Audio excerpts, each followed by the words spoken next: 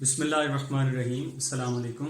आज के इस लेक्चर में मैं आपके साथ शेयर करूंगा चैप्टर नंबर 1 बुक 1 का 1/3 पार्ट। इस चैप्टर को हम 3 हिस्सों में कंप्लीट करेंगे। ये पहला पार्ट होगा। बहुत इंपॉर्टेंट चैप्टर एमसीक्यूज के पॉइंट ऑफ व्यू से, तो ई कैट के लोगों के लिए, स्टूडेंट्स के लिए ये बड़ा इंपॉर्टेंट टॉपिक है, बड़ा इंपॉर्टेंट लेक्चर है, बड़ा इंपॉर्टेंट चैप्टर भी है। इसका 1/3 पार्ट हम आज डिस्कस करेंगे। ये चैप्टर है basic concepts of chemistry, first year का पहला चैप्टर है। पहले तो केमिस्ट्री हमें पता होना चाहिए कि केमिस्ट्री जो है उसमें हम मैटर की कॉम्पोजिशन, मैटर की प्रॉपर्टीज, मैटर के जो चेंजेस आती हैं मैटर के अंदर वो स्टडी करते हैं। जो रिएक्शंस होते हैं, केमिकल रिएक्शंस के दौरान जो चेंजेस आती हैं वो स्टडी करते हैं, और इन चेंजेस को लाने के लिए जो लॉज उनके रिलेटेड होते हैं वो स्टडी करते हैं। बहरहाल क्योंकि ये सारी चीज़ें मैटर के गिर्द घूमती हैं, तो केमिस्ट्री जाहिर है मैटर की स्टडी है, और जहाँ पे मैटर है वहाँ पे केमिस्ट्री है। हर जगह मैटर है तो हर जगह केमिस्ट्री मौजूद है। तो बेसिक चीज़ें जो हम जहाँ से केमिस्ट्री स्टार्ट होती है वो हम इसमें डिस्कस करेंगे। तो सबसे पहले तो हमें इसमें अंडरस्टैंड करना है स्टूडेंट्स के हमारा जो मैटर है ये हमें पता है कि क्या होता है। हर वो चीज़ जिसका जो है वो कोई वॉल्यूम ऑक्यूपाई करती है और जिसका कोई मास होता है उसको हम मैटर कहते हैं। तो कौन सी चीजें मैटर नहीं है? हमारे गिर्द तो सारी चीजें मैटर हैं। तो स्टार्ट से ही दो चीजों को एक्चुअली डिफरेंशिएट किया गया था, मैटर एंड एनर्जी। एनर्जी जो होती है वो वेव की फॉर्म में होती है, उसमें मास नहीं होता, वो वॉल्यूम ऑक्यूपाई नहीं करती, उसमें वेवलेंथ होता है, उसमें वेव नंबर होता है, उसमें फ्रीक्वेंसी होती है। तो हम जो है केमिस्ट्री में जो है वो मैटर की स्टडी ज्यादा करते हैं। मैटर के बारे में अगर आपसे पूछा जाता है कि मैटर की टाइप्स कितनी हैं, तो ये दो टाइप्स हैं। हम बड़ी अच्छी तरह अपनी रेगुलर क्लासेस में भी इसको पढ़ते रहे। एक प्योर मैटर होता है और दूसरा इम्प्योर मैटर होता है।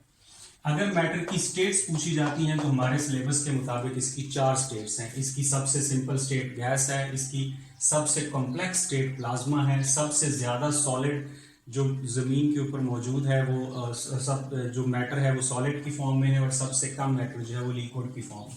तो ये 4 स्टेट्स ऑफ मैटर हैं, ये टाइप्स ऑफ मैटर्स नहीं है, मैटर नहीं है। तो मैटर की 2 टाइप्स होती है, pure matter and impure matter. Impure matter mixture है। अगर वो मिक्सचर होमोजीनियस है तो उसे सोल्यूशन कहेंगे। अगर वो मिक्सचर हेट्रोजीनियस है तो या वो कोलाइड होगा या वो सस्पेंशन होगा, जिसमें 2 या 2 से ज्यादा सब्सटेंसेस, एलिमेंट्स, कंपाउंड्स वो आपस में मिक्स होते हैं। प्योर जो मैटर है ये फर्दर 2 हिस्सों में हम डिवाइड करते हैं। एक को कंपाउंड कहते हैं, एक को एलिमेंट कहते हैं। एलिमेंट जो होता है वो सेम काइंड ऑफ एटम से मिलकर बनता है। कंपाउंड जो होता है वो डिफरेंट काइंड्स ऑफ एटम से मिलकर बनता है, जिसमें डिफरेंट एलिमेंट्स एटम्स आपस में बॉन्डेड हों वो कंपाउंड बन जाता है। जिसमें सेम एलिमेंट हो वो एलिमेंट बन जाता है, जिसमें सेम एटम्स। जैसे हाइड्रोजन एलिमेंट है बट H2O कंपाउंड है। ठीक है जी। अब कंपाउंड आगे 2 तरह का होता है, आयोनिक कंपाउंड होता है और कोवलेंट कंपाउंड होता है। आयोनिक कंपाउंड का जो स्मॉलेस्ट पार्ट है उसे फॉर्मूला यूनिट कहते हैं, और कोवलेंट कंपाउंड का जो स्मॉलेस्ट पार्ट है उसे मॉलिक्यूल कहते हैं। कोवलेंट कंपाउंड को मॉलिक्यूल कहते हैं। हम आते हैं जहां से हमारा ये चैप्टर स्टार्ट होता है। एलिमेंट का जो स्मॉलेस्ट पार्ट है उसे हम कहते हैं एटम। ठीक है, ये हमारी आज की डेफिनेशन है। Smallest part of an element which may or may not exist independently, ये इसकी डेफिनेशन है। एटम हो सकता है कि इंडिपेंडेंटली एग्जिस्ट करे, जैसे कि नोबल गैसेस होती हैं, और हो सकता है कि ये इंडिपेंडेंटली एग्जिस्ट ना करे, जैसे नोबल गैसेस के अलावा तमाम एटम्स होते हैं। So atom is the smallest part of an element which may or may not exist independently. ये तो एटम की डेफिनेशन होगी। फिर इसकी हिस्ट्री है हमारी। वैसे तो इसकी हिस्ट्री बहुत लंबी है, बहुत अरसे से ये स्टार्ट हुआ है। Discovery of electron, discovery of proton, discovery of neutron, and बहुत ज्यादा डिटेल इसकी हिस्ट्री है। वो सारी चीजें हम जाहिर है इसमें यहाँ पे वो डिस्कस नहीं कर सकते। हम उन चीजों को फोकस करेंगे जो हमारी इस बुक में मेंशन की गई। सबसे पहले जो ग्रीक फिलोसफर्स थे, जैसा कि उनमें से एक डेमोक्रेटस है, डेमोक्रेटस और इसके जो बाकी उस दौर के लोग थे, स्पेशली डेमोक्रेटस का नाम लिया जाता है। इन्होंने वर्ड एटम जो है वो मुतारफ कराया। एटम का वर्ड जो है वो एटॉमस से डिराइव किया गया है। एटॉमस ग्रीक वर्ड है ATOMOS, जिसका मतलब होता है इंडिविजिबल, यानी जिसको मजीद छोटा ना किया जा सके। तो ग्रीक फिलोसोफर्स ये कहते थे कि किसी भी सब्सटेंस का, अब सब्सटेंस याद रखिए कि कंपाउंड भी हो सकता है, इम्प्योर भी हो सकता है, प्योर भी हो सकता है, यानी मिक्सचर भी है, कंपाउंड भी है, सबको सब्सटेंस कहेंगे। तो the smallest part of a substance which can not be further सब डिवाइडेड इज कॉल्ड एटम। ठीक है, उसको एटॉमिक से उन्होंने कहा था, जो डिवाइड नहीं हो सकता। Smallest part of a substance not element, उन्होंने कहा था कि किसी भी चीज का जो छोटे से छोटा हिस्सा है वो एटम है। अब ग्रीक फिलोसोफर ये सोचते थे कि दुनिया में जो चीजें बनी हुई हैं उसमें बहुत कम एलिमेंट्स हैं, बाकी उन्हीं एलिमेंट्स के कॉम्बिनेशन से बनी हुई हैं। और बेसिक एलिमेंट्स वो जिनको गिनते थे वो थे air, water, soil and fire. In elements को बेसिक एलिमेंट्स गिनते थे, लेकिन वक्त के साथ साथ हमें पता चला कि एयर जो है वो एक एलिमेंट नहीं है, फायर जो है वो एक एलिमेंट नहीं है। तो इस तरह से ये स्टडी आगे चली। बहरहाल ग्रीक फिलोसोफर एटॉमस वर्ड से एटम को ड्राइव करते हैं, वह हमने ड्राइव किया। इसका मतलब इंडिविजिबल होता है और smallest part of any substance is called element according to Greek philosophers. 1808 में जॉन डाल्टन ने पहली एटॉमिक थ्योरी जो है वो प्रपोज की। इसने एटॉमिक थ्योरी प्रपोज की। जॉन डाल्टन की एटॉमिक थ्योरी 9th क्लास की बुक में भी मौजूद है। इसके जो बेसिक पॉइंट्स हैं कि जो एटम है वो स्मॉलेस्ट पार्ट ऑफ एलिमेंट है, यानी एक एलिमेंट का जो सबसे छोटा हिस्सा है वो एटम है। एक एलिमेंट के जितने भी एटम होते हैं वो साइज में, मास में, प्रॉपर्टीज में सेम होते हैं। ये कॉन्सेप्ट जो है ये तब तक वैलिड रहा जब तक आइसोटॉप्स का कॉन्सेप्ट नहीं आया। आइसोटॉप्स के बाद हमें पता चला कि एक एलिमेंट के एटम्स डिफरेंट भी हो सकते हैं, लेकिन अकॉर्डिंग टू डाल्टन एक एलिमेंट के सारे एटम सिमिलर होते हैं, एक एलिमेंट के दूसरे एलिमेंट के साथ एटम्स मैच नहीं करते। ठीक है, और जॉन डाल्टन ये भी कहता है कि एटम्स जब आपस में केमिकल रिएक्शंस करते हैं तो वो law of conservation of mass and law of definite proportion को ओबे करते हैं। यानी जॉन डाल्टन ने इन दोनों लॉज को जो पहले से थे कि matter can never be, mass can never be created not destroyed, तो वो कहता है कि ये लॉ तो वैलिड ही तब होगा अगर एटम एग्जिस्ट करता है, क्योंकि ड्यूरिंग केमिकल रिएक्शन जब एटम कंबाइन करते हैं तो रिएक्टेंट और प्रोडक्ट के एटम इक्वल होंगे तो मास इक्वल होगा।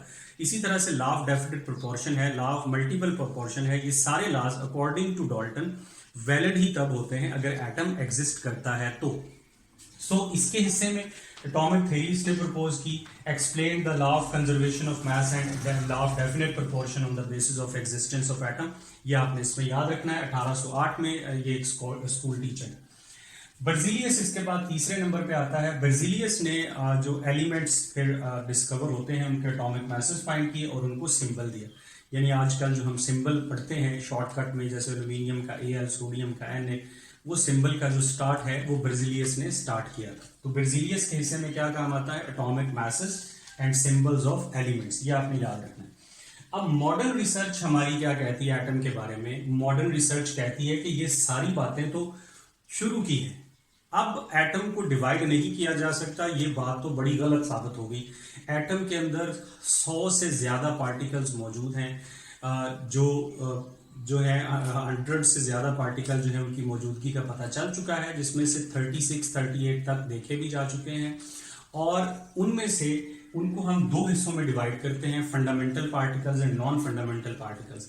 फंडामेंटल पार्टिकल्स इलेक्ट्रॉन है, प्रोटॉन है, न्यूट्रॉन है, बाकी सारे नॉन फंडामेंटल पार्टिकल्स हैं जिनके होने से या ना होने से एटम की फिजिकल या केमिकल प्रॉपर्टीज पे एज सच कोई फर्क नहीं पड़ता।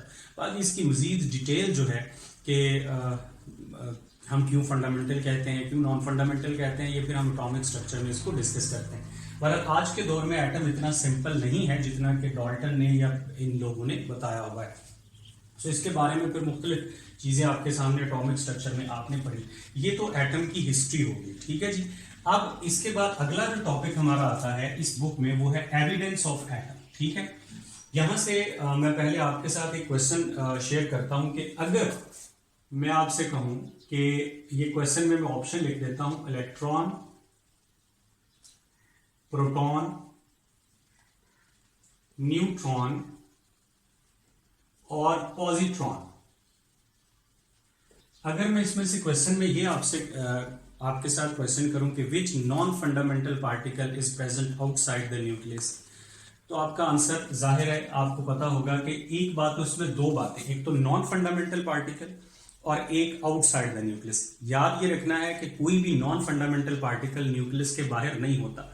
न्यूक्लियस के बाहर एक पार्टिकल रिवॉल्व करता है न्यूक्लियस के गिर्द, वो है इलेक्ट्रॉन, और वो नॉन फंडामेंटल नहीं है, वो fundamental particle.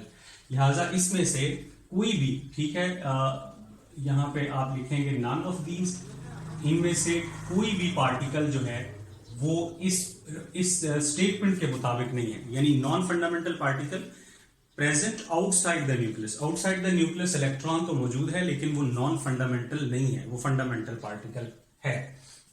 Evidence of atom. अब जाहिर है हमारे पास कोई ऐसी माइक्रोस्कोप तो थी नहीं, है नहीं कि हम एटम को देखने की कोशिश करें। कोशिश तो हमने बड़ी की, इसमें जाहिर है छोटी से छोटी चीज को देखने के लिए हमने बहुत कुछ बनाया और बहुत कुछ इसके बारे में स्टडी करने की कोशिश की। तो एटम का जो एविडेंस की जो हिस्ट्री है ये भी बड़ी डिटेल्ड है और बहुत ज्यादा है, लेकिन ये हमने देखा नहीं। बहरहाल ये अपनी प्रॉपर्टीज में अपने वजूद को साबित करता है, अपनी एग्जिस्टेंस को प्रूव करता है अपनी प्रॉपर्टीज में। हम में से किसी ने खुदा को भी नहीं देखा हुआ, लेकिन जाहिर है यूनिवर्स की फॉर्मेशन, हमारा जो वाइटल फोर्स है, ये हमारे गिर्द जो चीज़ें जैसे होती हैं तो ये अल्लाह ताला के होने को साबित करती हैं। बिल्कुल इसी तरह से एटम जो है ये किसी ने देखा नहीं है, मैंने या आपने सिंगल एटम, वैसे तो हम सब एटम से मिलकर बने हुए एटम ही है, लेकिन एटम अपनी प्रॉपर्टीज में अपने आप को प्रूव करता है। तो एविडेंस ऑफ एटम के बारे में जो हमारी बुक में है वो 3 चीज़ें आपने याद रखना है एमसीक्यूज के लिए कि ऑर्डिनरी माइक्रोस्कोप जिसमें आप विजिबल लाइट यूज करते हैं, विजिबल लाइट जिसकी वेवलेंथ 400 टू 750 नैनोमीटर होती है, उस लाइट के जरिए हम इलेक्ट्रॉन को अगर देखने की कोशिश करते हैं तो ये पॉसिबल नहीं होता।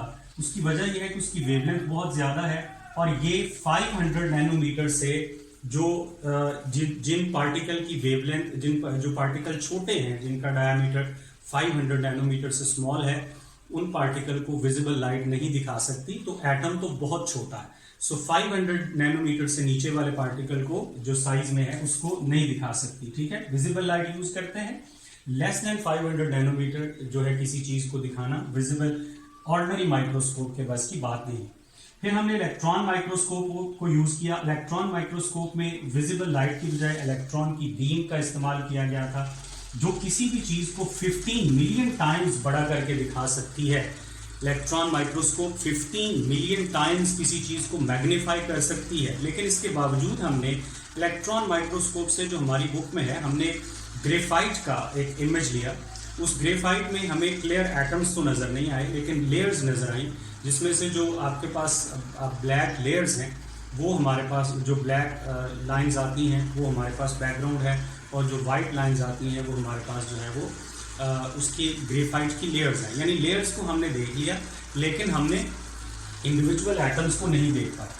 फिर हमने जो है वो क्या यूज किया जी, एक्सरे। अब आपने एक्सरेज के बारे में 2-3 बातें याद रखनी है कि एक्सरे का जो वेवलेंथ है एक्सरेज की, वो approximately equal to size of atom होती है। तो इसलिए एक्सरेज के जरिए हमें बहुत ज़्यादा हेल्प मिली एटम को देखने की, एटम का एविडेंस जो है उसको बताने की। तो एक्सरे स्टडी से हमें पता चलता है कि जो नॉर्मल एटम्स हैं उनका जो डायमीटर है वो तकरीबन, ठीक है, जो उस टाइम स्टडी में बताया गया कि 2 एंगस्ट्रॉम 0.2 नैनोमीटर के इक्वल होता है। इसकी जो वेवलेंथ है एक्सरेज की वो भी अप्रॉक्सीमेटली यही होती है। तो डायमीटर जो है वो 2 एंगस्ट्रॉम होता है, जाहिर रेडियस डायमीटर का हाफ होता है, तो रेडियस 1 एंगस्ट्रॉम होगा। ये बहुत इंपॉर्टेंट एमसीक्यू है। नैनोमीटर में 0.2 डायमीटर, 0.1 जो है वो रेडियस, और अगर 10⁻⁻9 कर देंगे या -10 कर देंगे तो वो मीटर हो जाएगा। ये आपने ज़हन में रखना है। एटम के जो मैसेज हैं वो 10⁻⁻25 से लेके 10⁻⁻27 किलोग्राम तक हैं। अब ये क्योंकि बहुत छोटी वैल्यू है, किसी भी चीज़ से हम इसको मैयर नहीं कर सकते, लिहाजा ये जो हमारे पास एटम के मैसेज हैं उनको मैयर करने के लिए हमने एक स्पेशल यूनिट बनाया जिसे एटॉमिक मास यूनिट, या इंटरेस्टिंग बात आपके लिए ये है कि एटॉमिक मास यूनिट को डाल्टन बी कहते हैं, ठीक है। जहां पे आप कहते हैं कि सल्फर का एटॉमिक मास 32 AMU है, आप कह सकते हैं कि 32 डाल्टन है। तो एटॉमिक मास यूनिट स्पेशली बनाया गया एटम के मैसेज को। जी, इस टॉपिक से, इस चैप्टर से हमारा अगला टॉपिक है मॉलिक्यूल, ठीक है। हमने अब तक क्या पढ़ा है, हमने एटम की बेसिक पढ़ी है, एटम की हिस्ट्री पढ़ी है, एटम का एविडेंस पढ़ा है। चैप्टर के मुताबिक हमारा अगला टॉपिक मॉलिक्यूल है। तो मॉलिक्यूल किसी भी प्योर सब्सटेंस का वो सबसे छोटा हिस्सा होता है जो इंडिपेंडेंटली एग्जिस्ट करता है, बगैर किसी के साथ रिएक्शन करे वो इंडिपेंडेंटली एग्जिस्ट कर सकता है। नोबल गैसेस को हम मॉलिक्यूल भी कहते हैं, जैसे हीलियम एक मॉलिक्यूल है। इसी तरह से वाटर है, हाइड्रोजन है, HCl है, ऑक्सीजन गैस है, क्लोरीन गैस है। तो जहाँ पे वर्ड मॉलिक्यूल आएगा समझ लीजिए कि इसमें जो है वो इंडिपेंडेंटली एग्जिस्ट करने की एबिलिटी है। अब थोड़ा सा आपको ये आगे चल के डिफ्रेंशिएट करना भी आना चाहिए कि अगर वो आपसे कहता है कि what is mass of oxygen gas, तो इसका मतलब O2 का मास है। लेकिन वो अगर आपसे कहता है, या ऑक्सीजन मॉलिक्यूल O2 है, लेकिन अगर आपसे वो कहता है what is mass of oxygen, ठीक है, गैस या मॉलिक्यूल का वर्ड नहीं आता, तो इसका मतलब सिंपल ऑक्सीजन एटम है। तो जहां पे किसी के साथ मॉलिक्यूल लिख दिया जाए तो उसकी जो एग्जिस्टेंस वाली फॉर्म है, जो इसकी फॉर्म एग्जिस्ट कर सकती है, उससे मुराद वो होता है। ठीक है, ऑक्सीजन का सिंगल O तो एग्जिस्ट नहीं कर सकता, तो O2 लिखेंगे। तो ये आपने जरूर जहन में चीजें रखनी है। बहरहाल molecule smallest particle of substance that pure substance that can exist independently. हमारी बुक में बड़ी इंपॉर्टेंट बात इसकी टाइप्स हैं। इसकी टाइप्स को 3 हिस्सों में डिवाइड किया गया है। पहले on the basis of atomicity. Atomicity का मतलब नंबर ऑफ एटम्स हैं। नंबर ऑफ एटम्स की बेस पे बेटे मोनोटॉमिक और पॉलीटॉमिक, वैसे और भी आप इसकी डिविजन्स कर सकते हैं। मोनोटॉमिक ऐसे मॉलिक्यूल जिनमें एक एटम हो, ये सिर्फ नोबल गैसेस होती हैं। डायटॉमिक जिसमें 2 एटम्स हों, जैसे carbon monoxide, nitrogen, oxygen, hydrogen, fluorine, chlorine वगैरह। ट्रायोटॉमिक जिसमें 3 एटम हो, जैसे कार्बन डाइऑक्साइड, वाटर। तो एटॉमिसिटी की बेस पे आप इसको डिवाइड कर सकते हैं, लेकिन एक से ज्यादा एटम्स वाले को हम कलेक्टिवली कह देते हैं पॉलीएटॉमिक मॉलिक्यूल्स। सो पॉलीएटॉमिक मॉलिक्यूल जिसमें एक से ज्यादा एटम्स मौजूद हों। ठीक है जी, ये डायटॉमिक है, ये ट्रायोटॉमिक है, ये भी ट्रायोटॉमिक है, लेकिन हम इनको पॉलीएटॉमिक में कंसिडर करें। दूसरा on the basis of nature of atom, के एटम अगर तो मॉलिक्यूल के अंदर एक जैसे एटम है तो उसे हम होमोटॉमिक मॉलिक्यूल कहेंगे, जैसे ओजोन है, ऑक्सीजन है, फ्लोरीन है, क्लोरीन है, सल्फर है, एसिड, फास्फोरस है, P4।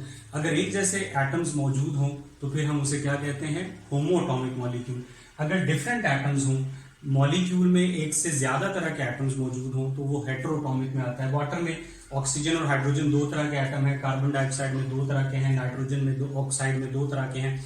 इसी तरह से सल्फ्यूरिक एसिड HCl जिसमें एक से ज्यादा तरह के मॉलिक्यूल्स एटम्स मौजूद हैं, उस मॉलिक्यूल को हेटेरोटॉमिक कहा जाता है। On the basis of size या मास, साइज की बेस पे मैक्रो मॉलिक्यूल्स ऐसे मॉलिक्यूल्स होते हैं जिनका मॉलिक्यूलर मास जो है वो 10,000 AMU से ज्यादा होता है, और जिनका मॉलिक्यूलर मास अप टू 10,000 है उसे हम माइक्रो मॉलिक्यूल्स कहते हैं।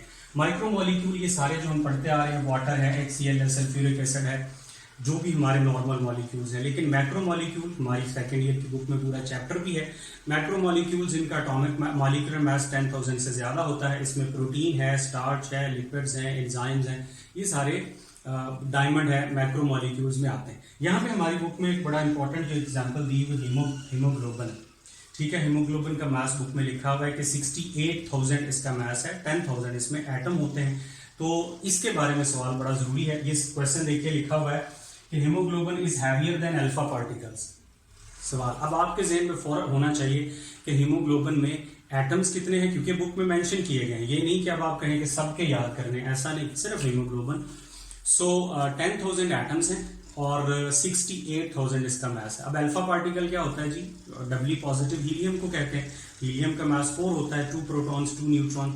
तो आपको अगर किसी एटम के कंपैरिजन में हीमोग्लोबिन का मास पूछा जाता है तो आप जाहिर है डिवाइड कर देंगे उसके जो मॉलिक्यूल का या एटम का मास है। हीलियम के बारे में जब आपसे पूछा जाएगा अल्फा पार्टिकल के बारे में, तो 68,000 डिवाइडेड बाय 4 अगर आप ये करेंगे तो हमारे जो हीलियम के मुकाबले में जो अल्फा हीमोग्लोबिन हैवियर है वो 17,000 टाइम्स, हाइड्रोजन के मुकाबले में 34,000 टाइम्स, 10,000 इसमें एटम्स होते हैं, याद रखना है। 68,000 इसका मॉलिक्यूलर मास है। तो हीमोग्लोबिन के बारे में आपको बेटे याद रखना है। फिर उसके बाद अगली हमारी एक बड़ी इंपॉर्टेंट टाइप आती है, बड़ी इंपॉर्टेंट क्लास आती है आयन। ठीक है, आयन बड़ी आसान बात है कि एनी स्पीशी कैरीज पॉजिटिव और नेगेटिव चार्ज। जिस भी चीज के ऊपर पॉजिटिव या नेगेटिव चार्ज आपको मिलता है वो आयन है। आयन को हम 4 हिस्सों में डिवाइड करते हैं, सिंपल आयन या एटॉमिक आयन। अगर आप किसी एटम में से इलेक्ट्रॉन को निकाल दें तो वो उस पर पॉजिटिव चार्ज आ जाएगा, वो केटाइन बन जाएगा, और इसके लिए जो एनर्जी चाहिए वो पॉजिटिव होगी और उसे आयोनाइजेशन एनर्जी कहते हैं। Ionisation energy is always endothermic, हमेशा पॉजिटिव होती है। सेकंड आयोनाइजेशन एनर्जी फर्स्ट से ज्यादा होती है, थर्ड सेकंड से ज्यादा होती है। वजह यह है कि जब आप एक इलेक्ट्रॉन रिमूव कर चुके होते हैं तो पॉजिटिव चार्ज आ जाता है, पॉजिटिव चार्ज आने से एटम का साइज छोटा हो जाता है, तो नेक्स्ट इलेक्ट्रॉन जब आप रिमूव करेंगे तो एक्चुअली स्मॉलर साइज के एटम से करेंगे। इसलिए third ionization energy is always greater than second and second is always greater than first. Third ionization का मतलब, आयोनाइजेशन एनर्जी का मतलब ये नहीं होता कि आपको 3 इलेक्ट्रॉन रिमूव करने हैं, ऐसा नहीं है। इलेक्ट्रॉन आपको एक ही रिमूव करना है, लेकिन उस किसी ऐसी चीज में से जिसमें से 2 इलेक्ट्रॉन पहले रिमूव हो चुके हैं, उसको आप कहते हैं। तो बहुत इंपॉर्टेंट क्वेश्चन आयोनाइजेशन एनर्जी के बारे में होते हैं। Ionisation energy left to right along the period increase करती है। 2 जगह पे अब नॉर्मल ट्रेंड आता है कि जो आपकी सेकंड ग्रुप है उसकी थर्ड से ज्यादा होती है, जो फिफ्थ ग्रुप है उसकी जो है वो ज्यादा होती है 6 से। ये आप चैप्टर नंबर 6 में पढ़ते हैं और पढ़ेंगे भी इंशाल्लाह। लेकिन जो इंपॉर्टेंट बात है वो ये कि आयोनाइजेशन एनर्जी सेकंड ग्रुप की जो है, फर्स्ट ग्रुप की सेकंड आयोनाइजेशन एनर्जी हाईएस्ट होगी, सेकंड ग्रुप की थर्ड आयोनाइजेशन एनर्जी हाईएस्ट होगी, फोर्थ ग्रुप की फिफ्थ आयोनाइजेशन एनर्जी हाईएस्ट होगी। तो ये भी हमें वहां पे देखना है। बहरहाल सिंपल आयन कैटाइन भी हो सकता है और एनाइन, अगर इलेक्ट्रॉन ऐड हो जाए तो उसे एनाइन कहते हैं एक एटम में। ठीक है, इलेक्ट्रॉन एक ऐड हो जाए तो उसे सिंगल नेगेटिव आयन से शो किया जाएगा, 2 ऐड हो जाएंगे -2 से, 3 ऐड हो जाएंगे -3 से। बट इंपॉर्टेंट इज जब आप इलेक्ट्रॉन ऐड करते हैं तो एनर्जी रिलीज होती है, उसको कहते हैं electron affinity.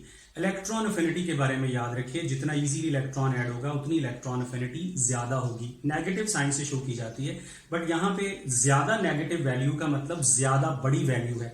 For example chlorine की इलेक्ट्रॉन अफिनिटी -349 है, जो कि 325 तकरीबन है फ्लोरीन की, फ्लोरीन से ज्यादा है, लेकिन दोनों माइनस में है। -325 फ्लोरीन की है, -349 फ्लोरीन की है। इसका मतलब हरगिज ये नहीं कि फ्लोरीन की वैल्यू माइनस में छोटी है लिहाजा वो बड़ी हो गई, नहीं। इलेक्ट्रॉन अफिनिटी माइनस में जितनी ज्यादा वैल्यू होगी, क्योंकि रिलीज हो रही है एनर्जी, उतनी ज्यादा बड़ी वैल्यू हम कंसिडर करेंगे। इलेक्ट्रॉन अफिनिटी फर्स्ट, यूजुअली अगर सवाल आता है तो हम कहते हैं कि first electron affinity is always negative, यानी रिलीज होगी। ये बात जरूरी नहीं है, बट हमारा usual concept second group, third group के सेकंड लास्ट 7th और 6th ग्रुप के बारे में यही होता है। बहुत से ऐसे एटम्स भी हैं जिनकी फर्स्ट इलेक्ट्रॉन अफिनिटी पॉजिटिव होती है और बहुत से ऐसे एटम्स जिनकी फर्स्ट इलेक्ट्रॉन अफिनिटी नेगेटिव होती है। तो इससे रिलेटेड ये क्वेश्चन देखिए, लिखा है formation of which ion is endothermic process. देखिए ऑक्सीजन -1 एक इलेक्ट्रॉन ऐड हुआ है, इलेक्ट्रॉन अफिनिटी रिलीज होगी, नेगेटिव होगा, एक्सोथर्मिक। हम इन सबको एक्सोथर्मिक कहेंगे। लेकिन जैसे मैंने आपसे बेटे कहा कि फिफ्थ ग्रुप की जो पहला एलिमेंट है नाइट्रोजन, उसकी इलेक्ट्रॉन अफिनिटी +7 है, पॉजिटिव में होती है। ठीक है, तो जरूरी नहीं है कि फर्स्ट सेकंड इलेक्ट्रॉन अफिनिटी तो हमेशा पॉजिटिव होगी ना, ये तो कंफर्म है। बट फर्स्ट जो है वो पॉजिटिव भी हो सकती है और वो नेगेटिव भी हो सकती है। ठीक है, किसी भी आखिरी तीनों ग्रुप्स के बारे में पूछा जाता है इलेक्ट्रॉन अफिनिटी का। इलेक्ट्रॉन अफिनिटी आखिरी तीनों ग्रुप में जो टॉप एलिमेंट्स हैं उनकी ज्यादा नहीं है। फ्लोरीन की ज्यादा नहीं है, क्लोरीन की ज्यादा है। 6th ग्रुप में सल्फर की ज्यादा है। 5th ग्रुप में एंटीमनी की ज्यादा है, Sb की बहुत ज्यादा इलेक्ट्रॉन अफिनिटी है। नाइट्रोजन की सबसे कम है वहां पे, यानी प्लस में आ जाती है। तो ये इसके बारे में। फिर हमारे पास पॉलीएटॉमिक आयन। पॉलीएटॉमिक आयन आमतौर पे जब आप किसी आयनिक सब्सटेंस को जो है वो डिसॉल्व करते हैं सॉल्यूशन के अंदर, तो ऐसा आयन जिसके अंदर जो है वो एक से ज्यादा एटम्स हों, ये वाले जो आयन हैं ये पॉलीएटॉमिक आयन हैं। ये वाले आयन ज्यादातर नेगेटिव फॉर्म में मिलते हैं, पॉजिटिव कम होते हैं, नेगेटिव ज्यादा एग्जिस्ट करते हैं। सल्फेट आयन है, कार्बोनेट आयन है, नाइट्रेट आयन है, क्रोमेट आयन है। ऐसा आयन जिसकी एग्जिस्टेंस तो आयन की सूरत में ही हो लेकिन उसमें एटम्स एक से ज्यादा हों, उसे कहते हैं पॉलीएटॉमिक आयन। ये पॉजिटिव भी हो सकता है लेकिन नेगेटिव ज्यादा। अमोनियम आयन पॉजिटिव है बट नेगेटिव में ये ज्यादा है। मॉलिक्यूलर आयन, अगर आप किसी मॉलिक्यूल में से इलेक्ट्रॉन रिमूव कर दें या ऐड कर दें तो वो मॉलिक्यूलर आयन होगा। मॉलिक्यूल में इलेक्ट्रॉन रिमूव करना इजी है, ऐड करना तो बहुत मुश्किल है। सो मॉलिक्यूलर आयन पॉजिटिव में ज्यादा एग्जिस्ट करते हैं, केटाइन ज्यादा। तो CH4 मॉलिक्यूल है, पॉजिटिव चार्ज आ गया, मॉलिक्यूलर आयन है, कार्बन मोनोऑक्साइड है, अमोनिया। मॉलिक्यूलर आयन और पॉलीएटॉमिक आयन में डिफरेंस करने के लिए आपको यहाँ पे ऊपर बस हाथ रखना है और देखना है कि क्या आपने इस चीज को एज अ मॉलिक्यूल कहीं पढ़ा है। आपको पता चल जाएगा कि ये मॉलिक्यूल है या नहीं है। ठीक है, अब जैसे कार्बोनेट में -2 पे हाथ रखे तो क्या CO3 को एज अ मॉलिक्यूल किसी रिएक्शन में आपने पढ़ा है? नहीं पढ़ा। बट यहाँ पे अगर आप देखें अमोनिया को पढ़ा है, बिल्कुल पढ़ा है। सो मॉलिक्यूलर आयन और पॉलीएटॉमिक आयन में डिफरेंशिएट करना ये हमारा एक टास्क होता है एमसीक्यूज में। फिर बेटे कॉम्प्लेक्स आयन, कॉम्प्लेक्स आयन वो होते हैं जिसमें आपका जो केटाइन या एनाइन है उसकी आइडेंटिटी एज अ कॉम्प्लेक्स हो। कॉम्प्लेक्स का मतलब है कि उसमें एक मेटल हो और उसके डिफरेंट लिगेंड्स अटैच हो, स्क्वायर ब्रैकेट में उसको शो किया जाए। ये केटाइन भी हो सकता है और एनाइन भी हो सकता है। अब जरा इस क्वेश्चन को देखिए, which one is molecular ion, बड़ा इंपॉर्टेंट। अमोनिया, इसके ऊपर हाथ रखिए। क्या NH4 को किसी रिएक्शन में किसी जगह आपने एज अ मॉलिक्यूल पढ़ा है? नहीं पढ़ा। अमोनियम ये पॉजिटिव चार्ज के साथ ही एग्जिस्ट करता है। बाइकार्बोनेट आयन जो है ये मॉलिक्यूलर आयन नहीं है। मैग्नीशियम एटॉमिक आयन है। कार्बन मोनोऑक्साइड को देखिए, अगर आप इसके ऊपर हाथ रखें तो CO आपको पता चल जाएगा कि आपने इसको बहुत जगह पे एज अ मॉलिक्यूल देखा है। सो CO इज मॉलिक्यूलर आयन। अगर आप किसी मॉलिक्यूल में से इलेक्ट्रॉन रिमूव कर दें या ऐड कर दें तो उससे आप कहेंगे मॉलिक्यूल।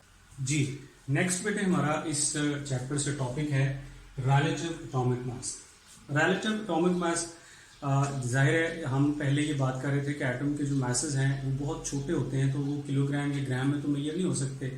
तो उसके लिए एक स्पेशल यूनिट बनाया गया है जिसे एटॉमिक मास यूनिट AMU या डाल्टन कहते हैं। AMU जो है ये रेसिप्रोकल ऑफ एवोगैड्रोस नंबर है, यानी 1 मोल पार्टिकल्स का जो मास होता है वो ग्राम में होगा, और अगर हमने एक में से एक एटम का निकालना है तो हम उसको एवोगैड्रोस नंबर पे डिवाइड कर देंगे। अब जाहिर है हम जब किसी एटम का मास फाइंड करते हैं तो हमारे पास कोई रेफरेंस होना चाहिए। रेफरेंस पहले हम यूज करते थे हाइड्रोजन, बट हाइड्रोजन के बारे में ये था कि हाइड्रोजन जो है वो गैस की फॉर्म में है, उसको हैंडल करना मुश्किल है। लेकिन हमने अब जो है वो रेफरेंस जो हम, और बहुत सारी प्रॉब्लम्स थी, हम मेन बात पे आते हैं कि हमारा अब जो यहाँ पे रेफरेंस है वो कार्बन है। कार्बन के 3 आइसोटोप्स होते हैं, कार्बन 12, 13 और 14। कार्बन का वो आइसोटोप हम एज अ रेफरेंस यूज करते हैं जिसे कार्बन 12 कहते हैं। कार्बन 12 का टोटल मास 12 होता है, हम उसका 12th पार्ट लेते हैं। तो कार्बन 12 का 12th पार्ट जो होगा यानी 1/12 जो उसका हिस्सा बनेगा वो हो जाएगा 1। सो उसके मुकाबले में अगर किसी चीज का मास जो है वो 1/3 आता है as compare to 1/12 part of carbon, तो मास 3 हो जाएगा, 5 आता है तो 5 हो जाएगा। तो जहां पे हम मास स्पेक्ट्रोमेट्री में आइसोटोप्स या चीजों का मास फाइंड करते हैं तो साथ में हम कार्बन को भी रन करते हैं। कार्बन की पीक 12 पे आती है और कार्बन के रेफरेंस से हम चीजों का मास मेजर करते हैं। तो देखिए, mass of an atom relative to 1/12 part of carbon 12। ठीक है, कार्बन का जो 12 है इसका जो मास है वो एग्जैक्ट 12.00 होता है। इसका जो सॉलिड है, इजी टू हैंडल है, इजी अवेलेबल है, इसलिए हम इसको एज अ रेफरेंस यूज करते हैं। सो कार्बन 12 का मतलब है कि आइसोटोप जो उसका जिसका मास 12 होता है उसका 12वां हिस्सा, उससे हम किसी चीज के मास को मेजर करते हैं तो वो आ जाता है रिलेटिव एटॉमिक मास। अब क्योंकि हम इसे रिलेट कर रहे हैं रिलेटिव से, अच्छा, रिलेटिव एटॉमिक मास और एवरेज एटॉमिक मास तकरीबन मिलती जुलती टर्म्स हैं, ये याद रखिए। रिलेटिव एटॉमिक मास जो है वो वैसे एक पूरी अर्थ क्रस्ट में मौजूद है और पूरी अर्थ क्रस्ट के लिए है, जबकि जो एवरेज एटॉमिक मास है वो गिवन सब्सटेंस पे, गिवन सैंपल पे डिपेंड करता है, बट हम इसको यहाँ पे सेम कंसिडर करेंगे। यानी रिलेटिव एटॉमिक मास भी जब हम लेते हैं तो आइसोटोप्स की जो है वो एवरेज लेते हैं, आइसोटोप की रिलेटिव अबंडेंस के लिहाज से। एवरेज एटॉमिक मास में भी हम आइसोटोप्स की अबंडेंस के लिहाज से एवरेज लेते हैं। तो रिलेटिव एटॉमिक मास जैसे हाइड्रोजन का 1.008 है, ऑक्सीजन का 15.99 है, AMU में है या डाल्टन में है। AMU 1.610⁻24 ग्राम के इक्वल होता है, -27 किलोग्राम के इक्वल होता है, and it is reciprocal of Avogadro's number. इसको AMU भी कहते हैं, इसको डाल्टन भी कहते हैं। अब यहाँ पे ये क्वेश्चन देखिए, number of oxygen atoms, number of oxygen atoms बेटे इन 98 AMU ऑफ H2SO4। हमारे स्टूडेंट क्या करते हैं, बस नंबर ऑफ एटम देखा, फॉर्मूला लगाया, मास over molar mass multiplied by Avogadro's number. तो एवोगैड्रोस नंबर से मल्टीप्लाई तब करना है अगर आपका मास ग्राम में गिवन हो। अगर AMU में गिवन हो तो इसका मतलब है कि इसके 98 AMU इसका मोलर मास है, यानी इसमें टोटल 4 ऑक्सीजन एटम्स है। ठीक है, अगर एक मास ग्राम में होता तो 4 Na होते। ठीक है, तो AMU का मतलब ये है बेटा कि 6.02 10⁻23 एटम्स का इतना मास ग्राम में है, तो अगर हम इस पे डिवाइड कर देंगे तो वो एक एटम का मास आ जाएगा AMU में। ठीक है, AMU में आप इस तरह से कैलकुलेट करें। दूसरी बात इसमें यह है कि रिलेटिव एटॉमिक मास या एवरेज एटॉमिक मास फ्रैक्शन में होता है। इसके अलावा जो टर्म्स हम यूज करते हैं जैसे एटॉमिक मास, मास नंबर या आइसोटॉपिक मास, ये फ्रैक्शन में नहीं होते, ठीक है, फ्रैक्शन में रिलेटिव एटॉमिक मास होगा। सो यहाँ पे लिखा है आइसोटॉपिक मास ऑफ क्लोरीन, इसमें से कौन सा है, ये डी जो है वो बोथ ए एंड बी होगा। तो क्लोरीन के दो आइसोटॉप्स हैं 35 और 37, ये दोनों जो है आइसोटॉपिक मास है। 35.5 इसका एवरेज एटॉमिक मास है या रिलेटिव एटॉमिक मास है, यानी जब मास फ्रैक्शन में दे दिया जाएगा ना वो मास नंबर होगा, ना वो एटॉमिक मास होगा, ना वो आइसोटॉपिक मास होगा। आइसोटॉपिक मास और एटॉमिक मास और मास नंबर ये फ्रैक्शन में नहीं होंगे, ये ध्यान में रखना है। अच्छा, कुछ इंपॉर्टेंट चीजें, न्यूक्लियॉन्स यानी जो हमारे सिलेबस में है, वैसे तो ये टर्म्स बड़ी दूर तक जाती, ठीक है, हम आइसोटॉप्स इसके बारे में हमारा ज्यादा सिलेबस है। आइसोटॉप्स के अलावा क्वेश्चंस आइसोटोन से आते हैं, आइसोबार से आते हैं, वैसे ये टर्म्स बड़ी दूर तक जाती हैं, ठीक है, iso electronics, iso diapers, isomers, बहुत सारे, लेकिन हम फोकस करेंगे उन्हीं चीजों पे जो हमारी बुक में है। तो आइसोटॉप्स हमारा मेन टॉपिक है। आइसोटॉप्स क्या होते हैं, ऐसे एलिमेंट के ऐसे एटम जिनका एटॉमिक नंबर सेम होता है, एटॉमिक मास मुख्तलिफ होता है, हमें पता है। सो इसमें क्या क्या चीजें सेम होंगी, एटॉमिक नंबर सेम होगा, केमिकल प्रॉपर्टीज क्योंकि इलेक्ट्रॉन पे डिपेंड करती हैं सेम होंगी, इलेक्ट्रॉन सेम होंगे, प्रोटॉन सेम होंगे, और पीरियोडिक टेबल में पोजीशन भी सेम होती है। हाइड्रोजन के 3 आइसोटॉप्स हैं, तो तीनों के लिए अलग-अलग पोजीशन असाइन नहीं की गई, सबकी पोजीशन एक ही जगह पे है। डिफरेंट इसमें क्या है, इसमें एटॉमिक मास डिफरेंट होता है, जो मेन चीज जिससे आपने आइडेंटिफाई करना है, न्यूट्रॉन डिफरेंट होते हैं, फिजिकल प्रॉपर्टीज आइसोटॉप्स की डिफरेंट होती हैं, हाफ लाइफ डिफरेंट होती है, और रिलेटिव अबंडेंस डिफरेंट होती है। तो डिफरेंट प्रॉपर्टीज और सेम प्रॉपर्टीज ध्यान में रखनी है आइसोटॉप्स की। इसके अलावा आइसोटोन्स बेटा वो होते हैं जिनमें एटॉमिक मास और एटॉमिक नंबर दोनों डिफरेंट होते हैं, लेकिन नंबर ऑफ न्यूट्रॉन सेम होते हैं। यानी आप ये देखिए कि अगर आप 15 - 7 8, 16 - 6, 16 - 8, तो जिनका एटॉमिक मास एटॉमिक नंबर दोनों मैच नहीं करते but number of neutron same होते हैं, उन्हें आइसोटोन्स कहेंगे। आइसोबार्स हम ऐसे एलिमेंट्स को कहेंगे जिनका एटॉमिक मास सेम है, यानी आइसोटॉप्स का ऑपोजिट, एटॉमिक मास सेम है, एटॉमिक नंबर मुख्तलिफ है। कार्बन 12 है, ठीक है, कार्बन 14 है, 6 एटॉमिक नंबर है, 14 एटॉमिक मास है, नाइट्रोजन का 14 एटॉमिक मास है। एटॉमिक मास जिनका सेम होगा वो आइसोबार्स कहलाएंगे। आइसो इलेक्ट्रॉनिक नाम से जाहिर है जिनमें इलेक्ट्रॉन सेम होंगे, जैसे नाइट्रोजन में N2 में 28 इलेक्ट्रॉन्स हैं, कार्बन मोनोऑक्साइड में भी 28 इलेक्ट्रॉन्स हैं। बहुत सारी आगे टर्म्स भी होती हैं, आइसो डायफर्स, आइसोमर्स, ठीक है, लेकिन हम सिर्फ उन पे फोकस करेंगे, ठीक है। यहां पे मुझे बताइए कि इनमें से ये 4 मैंने ऑप्शन लिखे हैं, किस में number of electron number of neutron से ज्यादा है। गौर से देखिए, फ्लोरीन है F नेगेटिव, इसका एटॉमिक नंबर 19 होता है, 19 - 10, 10 इसमें न्यूट्रॉन है, और इसमें 9 + 1 10 ही इलेक्ट्रॉन बराबर हैं। आपने वो बताना है जिसमें इलेक्ट्रॉन की तादाद न्यूट्रॉन से ज्यादा है। एल्यूमिनियम में 10 इलेक्ट्रॉन है, 13 न्यूट्रॉन है, न्यूट्रॉन ज्यादा है।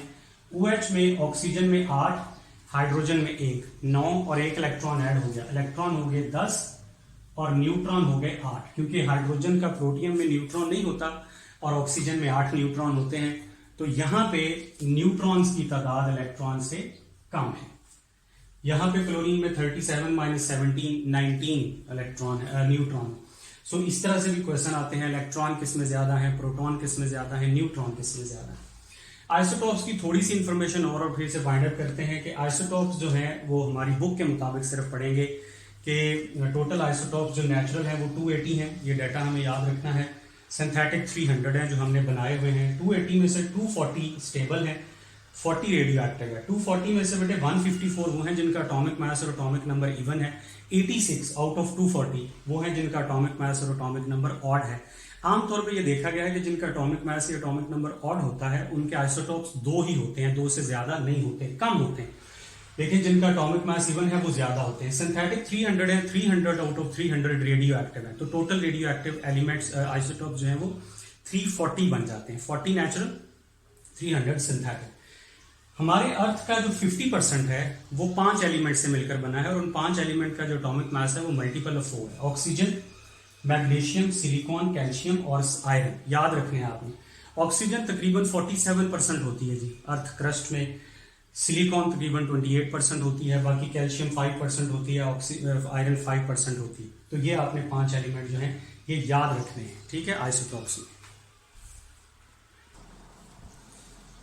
अच्छा बेटे, आखिरी बात यह है कि हमने कुछ आइसोटोप्स जो हमारी बुक में डेटा गिवन है उसके मुताबिक याद रखने हैं कि हमारी बुक के मुताबिक मोनो आइसोटोपिक एलिमेंट्स जो हैं वो गोल्ड हैं, आयोडीन है, फ्लोरीन है और आर्सेनिक है। ये 4 एलिमेंट हमारी बुक में दिए गए हैं जिनका सिर्फ एक आइसोटोप होता है, यानी ये मास स्पेक्ट्रोमीटर में सिर्फ एक पीक देंगे। जितनी पीक्स होती हैं उतनी नंबर ऑफ आइसोटोप्स होते हैं। क्लोरीन, ब्रोमीन और नाइट्रोजन के 2 आइसोटोप्स होते हैं। ऑक्सीजन, कार्बन, हाइड्रोजन 3 आइसोटोप, ये बुक के मुताबिक है, सिर्फ 3 आइसोटोप्स होते हैं। निकल के 5 होते हैं। कैल्शियम और प्लेडियम के 6 होते हैं, बहुत इंपॉर्टेंट है। कैडमियम के 9 होते हैं। टिन के 11 होते हैं और एक्सरसाइज में दिया हुआ है सिल्वर के 16 होते हैं, 2 स्टेबल 14 अनस्टेबल। तो अगर ऑप्शन में सिल्वर है तो आप लिखेंगे कि हाईएस्ट जो है वो सिल्वर के हैं। बुक के मुताबिक तो सिल्वर ही हाईएस्ट है, बट ओवरऑल देखा जाए तो सबसे ज्यादा जो आइसोटोप्स होते हैं वो 2 एलिमेंट जीनॉन और सीजियम, दोनों के 36 आइसोटोप्स होते हैं। जीनॉन के 9 स्टेबल, 27 अनस्टेबल, सीजियम का 1 स्टेबल, 35 अनस्टेबल। लेकिन ये हमारी बुक में नहीं है, तो हम सिल्वर तक जो है वो याद रखेंगे आइसोटोप। यहां से आगे इंशाल्लाह मास स्पेक्ट्रोमेट्री अगले लेक्चर